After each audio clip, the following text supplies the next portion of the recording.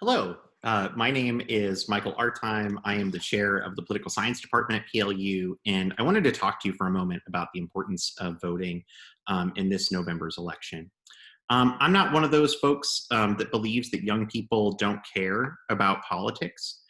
There is a great book that I've assigned in my classes entitled The Good Citizen by a political scientist named Russell Dalton.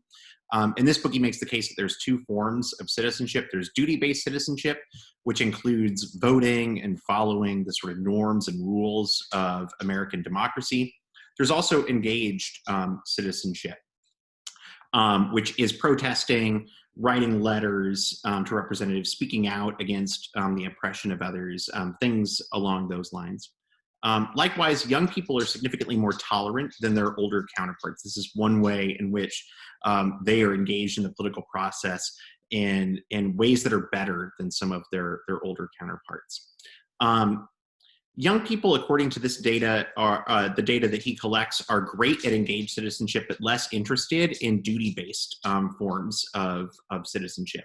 In part, he argues that this is due to the fact that young people are distrustful of political leaders in government institutions. And quite frankly, I don't blame young people for feeling as if the system doesn't care about them. However, I want to encourage you all today to think about the ways that duty-based citizenship is a sort of natural complement to engaged citizenship. So I want to do that by telling you a quick story.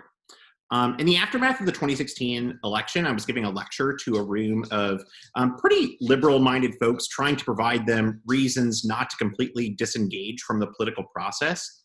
And I told them the story of Estelle Leibowitz Schultz from Rockville, Maryland, who was 98 at the time of the last election. She stated in a publication online, "Recently, I was diagnosed with a serious heart condition and am now in home hospice. I am following this campaign carefully, and I decided I would like to live long enough to see the election of our first woman president." She was born before women had the right to vote, and by any reasonable standard could have given up on a system that told her that she could not vote, let alone win political office.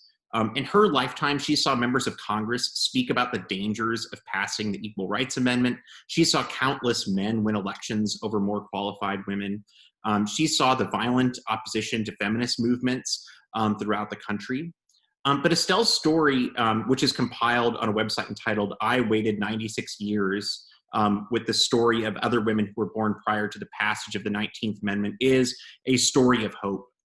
Voting is an acknowledgement of the hard work that marginalized groups did to earn that right to vote. And it is an act of radical hope, a hope that says no matter how things seem right now, there's a day when things will be better. When the voices that seem ignored in the present will utterly transform the brokenness of the current political system. So with that, go vote. Thank you.